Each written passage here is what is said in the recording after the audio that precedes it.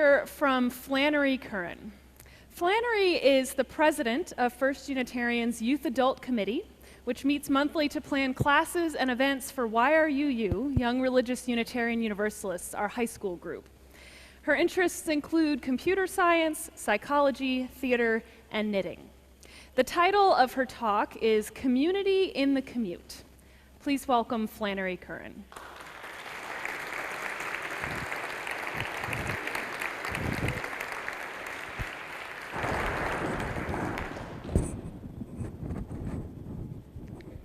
There are certain places and situations where people expect to find compassion, like at a soup kitchen or when a rookie coach sees the potential in the players on his underdog football team.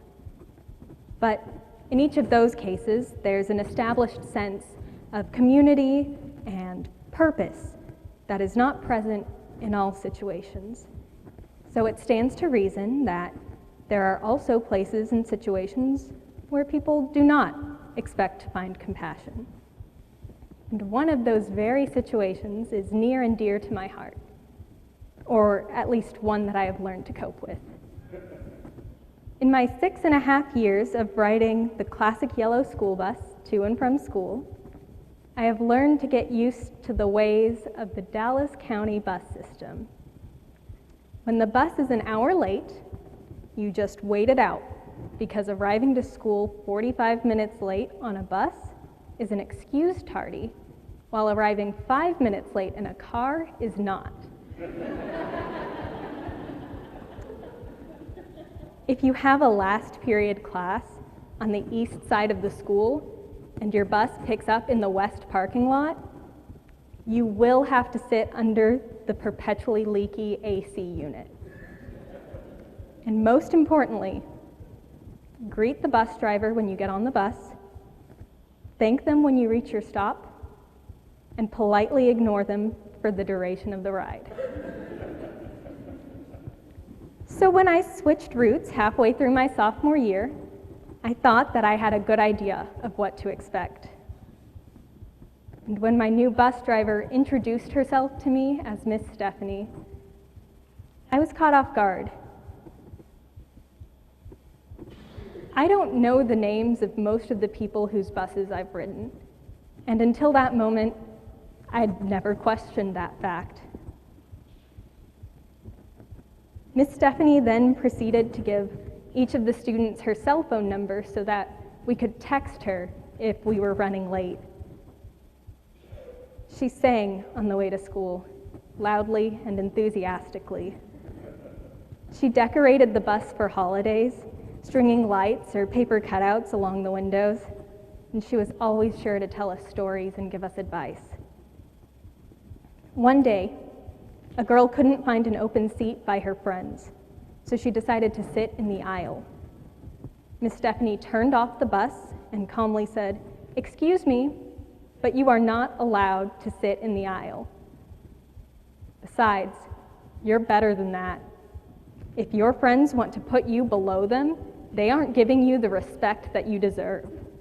There are other seats open on this bus." No one could argue with that logic, so the girl moved and Miss Stephanie started the bus again and continued to school. Miss Stephanie told us once about a time when she was called to fill in for another driver. While she was driving this extra route, a few of the students seated at the back of the bus split open one of the seats and set the stuffing on fire. After the fire department showed up and extinguished the fire, everyone had to get back onto the bus so they could wait for the Dallas ISD police to show up. During that wait, that same group of students decided to try to tip the bus over. And yet, if you were to ask Miss Stephanie about her job, she'd tell you that she loves driving the school bus, because it's like she's driving the future. That unadulterated enthusiasm she consistently brings to her job affects everyone who rides her bus. She creates a sense of community on her bus simply by interacting with the students she spends an hour and a half with each day. She knows every student by name and makes sure that we know her name. And I think that forces us to see each other as fully human. When you know someone's name, for some reason, you can't subconsciously deny their existence outside of the context that you know them in. When someone makes an unexpected introduction, something in the brain clicks the way it does when a child learns that their teachers don't live in their classrooms.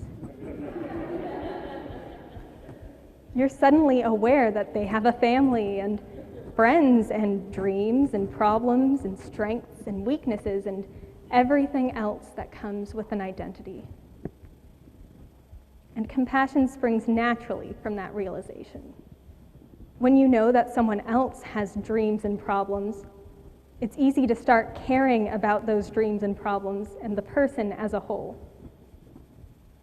And if that kind of mutual compassion can bring a bus full of antsy teenagers and their driver together to form a community, it can bring anyone together.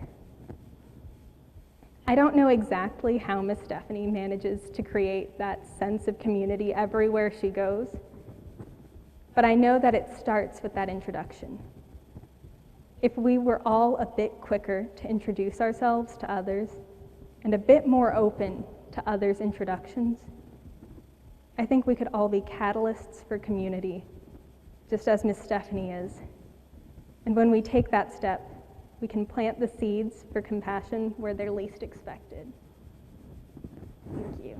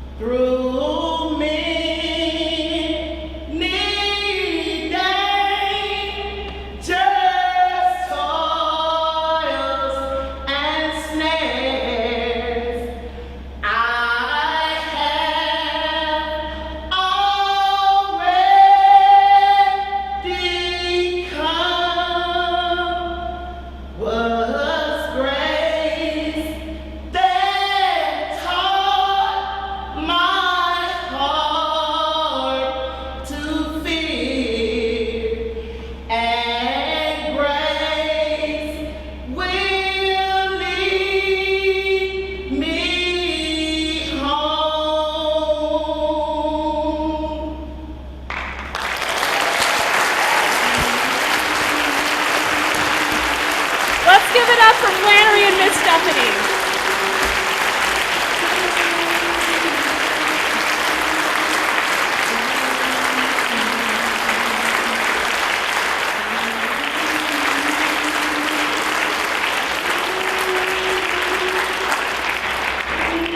Thank you both.